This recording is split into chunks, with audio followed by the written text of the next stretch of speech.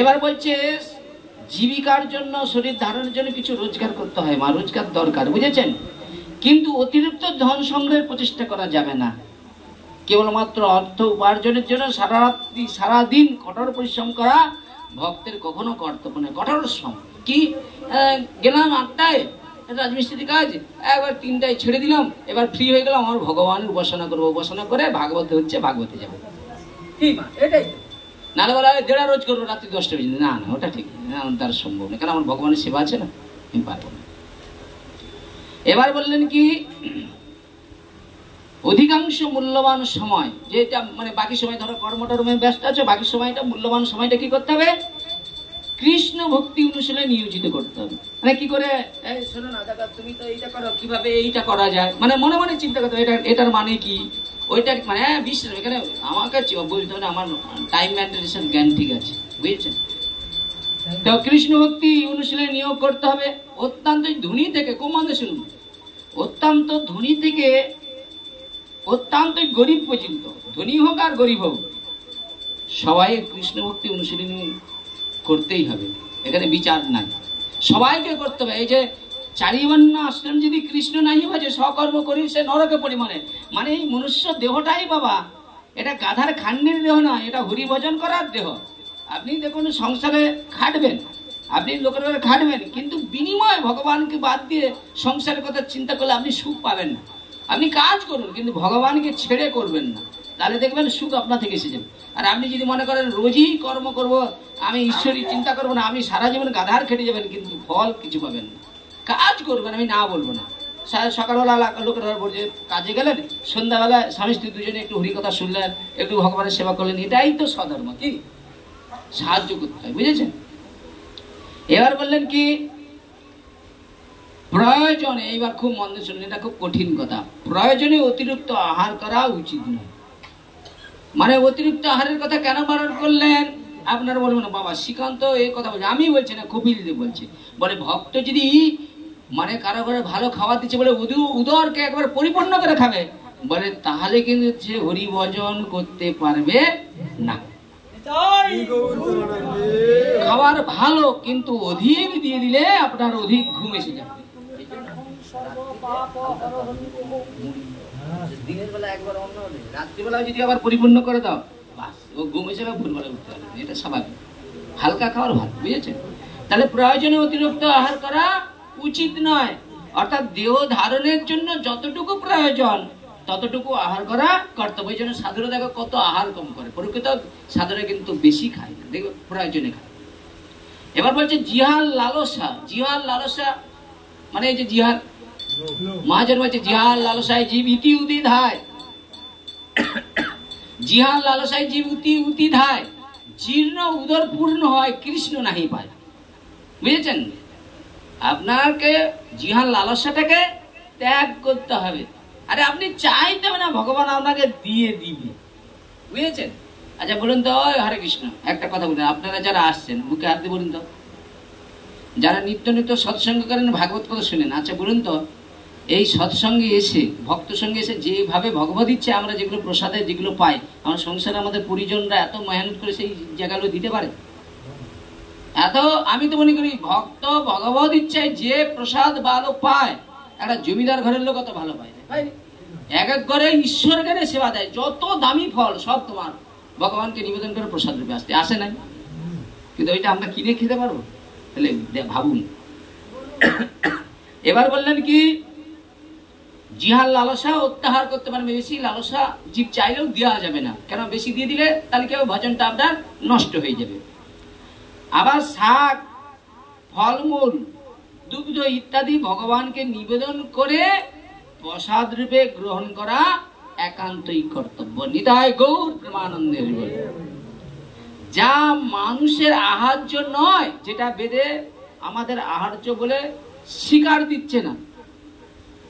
যেমন ধরুন একটা কথা বলি, বাঘের জন্য ভগবান তার মাংসের ব্যবস্থা করেছে, আচ্ছা গাভীর জন্য ঘাসের ব্যবস্থা করেছে, আচ্ছা আপনি একটা গোমাতাকে কথা দেন, ও খাবে?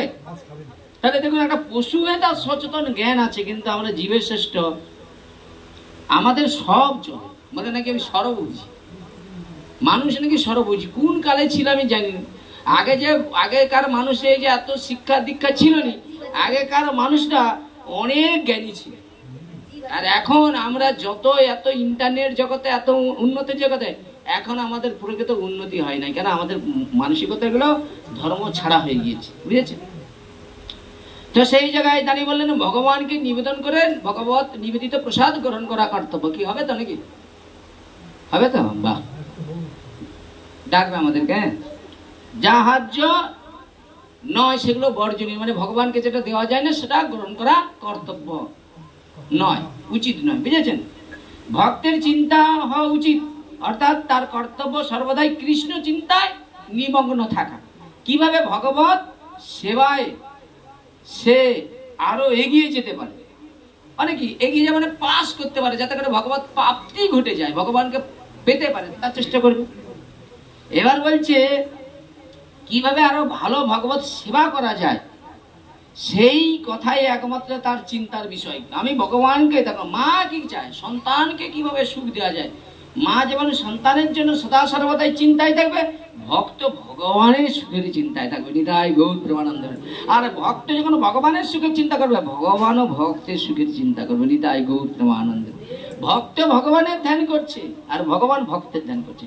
ভক্ত ভগবানকে ছেড়ে যেমন থাকতে পারে না, ভগবানও ভক্তকে ছেড়ে থাকতে পারে না। ভক্ত ভগবানের ধ্যান করে আর ভগবান ভক্তের ধ্যান করে। নিতাই গৌর প্রেমানন্দ। তো কৃষ্ণ ভক্তিতে নিজের অবস্থান উন্নতি সাধনের চিন্তায় মগ্ন থাকতে হবে। হ্যাঁ, আমার প্রশ্ন হচ্ছে কি, আপনার সম্মুখে কেউ ভক্তিতে এগিয়ে যাচ্ছে, আনন্দের বিষয়, কিন্তু আপনি মনে করুন ও এগিয়ে যাচ্ছে বলে আপনি ওর দিকে লক্ষ্য রাখবেন না, এটা ভুল। ও এগিয়ে যাচ্ছে, আপনাকে ওর কাছাকাছি এগিয়ে যেতে হবে, সেই চেষ্টাটা ভক্তের একান্তই কর্তব্য, রাখতে হবে, নাহলে তুই কি করে হবে, তুমি পাস করতেই পারবে না। আমার প্রয়োজন কি, মানে ভগবত প্রাপ্তি। আমি যে এত ভগবত কথা শুনছি, কি আমাকে ভগবানের কৃপা পেতে হবে, ভগবানকে পেতে হবে। তাহলে ভগবানকে পেতে গেলে কি করতে হবে? ভগবত কথার মাধ্যম শ্রবণ করে আমাকে ভগবত আরাধনার মাধ্যমে ভগবানকে পেতে হবে। নিতাই গৌর প্রেমানন্দের।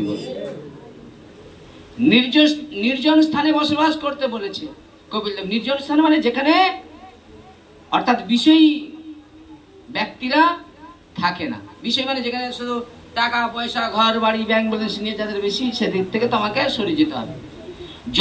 জড় জগতিক উন্নতি সাধনে যারা আগ্রহী, জড় সাংসারিক কর্মে অত্যন্তই তৎপর, ভক্ত সর্বদাই আপন মনে কৃষ্ণ ভক্তি সম্প্রদায় আগ্রহী থাকবে। জড় জগতে কে ঘর করলো, বাড়ি করলো, এটাই না, সেই শুধু চিন্তা করে আমার ভক্তিতে কতটা আমি এগিয়ে যেতে পারছি। তাহলে জড় ব্যক্তিরা এই জড় জগতের এগুলো নিয়ে থাকবে, ভক্ত ভক্তি জগতে এগিয়ে যাওয়ার জন্য প্রয়াস থাকবে। চিন্তা করুন কিরকম কথা। এমন স্থানে বাস করতে হবে যেখানে অধিক জড়বাদী লোকের প্রভাব কম থাকবে। সর্বদাই প্রশান্ত চিন্ত থাকতে হবে। চিন্তা মানে কি, গাল দিচ্ছে, নিন্দা করছে, তোমার চিত্তটাকে কর্মফল অনুসারে ও দিচ্ছে, আমি কোনো জন্য দিয়ে রাখছি, ওটা নিয়ে ভাবার প্রয়োজন নেই। গাল দিচ্ছে তবুও তোমাকে ওর বাড়িতে যেতে হবে। প্রশান্ত চিত্ত অর্থাৎ সহজ সরল ভাবে জীবন যাপন করা একান্তই কর্তব্য। জাগতিক বিষয় নিয়ে চাঞ্চল্য বিক্ষুব্ধ পোষণ করা অনাবশ্যক। কিভাবে কৃষ্ণ কৃপা লাভ করা যায় সেই চিন্তা একান্তই কর্তব্য। কৃষ্ণের কৃপা আমাকে পেতেই হবে, ভক্ত কৃপা না হলে কৃষ্ণ কৃপা হবে না। খুব মন দিয়ে শুনুন, কৃষ্ণ কৃপাটা এত শুনুন, ভক্তের কৃপা, তারপরে ভগবানের কৃপা। তুমি ভক্ত কৃপা ছেড়ে দিয়ে ভগবানের কৃপা চাইলাম না। রঘুনাথ দাস মহাপ্রভু চরণে গিয়ে গেল, মহাপ্রভু স্থির হইয়া ঘরে যাও, না করো বাতুল, কমে কমে পাইল ভবসিন্ধু কুল, মর কাঠ বৈরাগ্য লোক দেখে যথাযোগ্য বিষয় ভঞ্জন আসক্ত হয়ে যায়, যাও সংসারে ফিরে যাও। সংসারে ফিরে এলো, বাবা বিবাহ দিল এক সুন্দরীর সঙ্গে, তার নাম হলো চারুশীলা। স্ত্রী আছে কিন্তু স্ত্রীতে আসক্তি নেই। দেখেন, স্ত্রী আছে অত সুন্দরী, তার প্রতি আসক্তি নেই। বৈরাগ্য এমন মানে সংসার ত্যাগ করে কি করলেন, শুয়ে থাকতেন। বাবার তো রাজা তাকে পহারা দিতেন। একদিন লোকমকে শুনলেন নিত্যানন্দ আসে পানিহাটে, বাবাকে বললেন আমি একটু নিত্যানন্দে কৃপা পাওয়ার জন্য ওই পানিহাটি যাবো, বুঝেছেন? তো নিত্যানন্দ দর্শনের জন্য যায়, সবাই কি করলেন, সৈন্য টৈন্য দিয়ে পাঠালেন। এখন যে কি করলেন, দূর থেকে প্রণাম করছে ভগবান। নিত্যানন্দ প্রভু একটা বৃক্ষের তলায় বসেছে। এখন নিত্যানন্দ যে পার্শ্বরা যে বলছে জানেন প্রভু, সে রঘুনাথ দাস আছে, বলে আরে চোরটাকে ডেকে নিয়ে, চোরটাকে ডেকে, চোরটা হ্যাঁ ডেকে নিয়ে। এখন সঙ্গে সঙ্গে ডেকে নিয়ে গেছে। রাজার ব্যাপার, তখনকার জমিদার মানে বিশাল ব্যাপার। তো গিয়েছেন, গিয়ে নিত্যানন্দ প্রভুকে প্রণাম করছে। নিত্যানন্দ প্রভু কি করছে, পা তুলে মাথার উপরে দিয়ে দিয়েছে, একবার অনন্ত কৃপা করে দিয়েছে, বুঝেছে? এই জন্য গুরু বৈষ্ণবের কৃপাটাকে যেন ওই যে চরণ যদি কারবতী ভরা দিয়ে দেয়, বাস তা কৃপা হয়। জড়জগতে এটাকে আপনি বুঝতে পারবেন না যে গুরুদেব মাথায় পাথর দিয়েছে, না, ওইটাই হলো কৃপা, বুঝেছেন? যা নিত্যানন্দ কৃপা করলেন, কৃপা করা বলছেন, আরে তুই নিতাইয়ের কৃপা না হলে গৌরের কৃপা হয়? আমি নিত্যানন্দ, আমার কৃপা নেই গৌরের কৃপা হয়? তখনই কি করলেন, সঙ্গে সঙ্গে গুরু হচ্ছে নিত্যানন্দ স্বরূপ, জগৎ গুরু নিত্যানন্দ, বুঝেছেন? নিতাইয়ের কৃপা হবে তবে বলেছে রাধা কৃষ্ণ পাবে, ঠিক আছে? কথাগুলো মান পড়তে হবে, তো নাহলে জানবে কি করে, বুঝেছেন? ততদিন তুমি যাই কিছু করো না কেন, ফল তোমার অন্য জায়গা থেকে জন্মে যাবে, তুমি বুঝতেই পারবে না। অপরাধরা কোথা থেকে হবে সেটা দেখুন। ভজনটা এত সহজ নয়। ভজন সাধনটা যদি এত সহজে হতো, ভগবান তো তোমার হয়ে যেত, বুঝেছেন? তুমি যদি আকাশে উঠে যাও, কিন্তু নিতাইয়ের কৃপা না হলে গৌর তুমি পাবে না।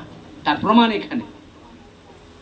তাহলে যার থেকে আমার জন্ম, যার থেকে আমার জ্ঞানের সৃষ্টি, যার থেকে আমি ভক্তির জন্ম হলো, সে আমার কাছে কি নিত্যানন্দ স্বরূপ, রাধারানী স্বরূপ শিক্ষাগুরু। তাকে প্রসন্ন না করে যদি তুমি মনে করো অন্য কাউকে প্রসন্ন করবে, তুমি লাগিয়ে দাও বাজি। জীবনে যদি ভগবত কৃপা আমি তোমার জুতো দাঁতা করে নিয়ে ঘুরবো, সেটা হবে কখন? যদি একালব্য হতে পারো।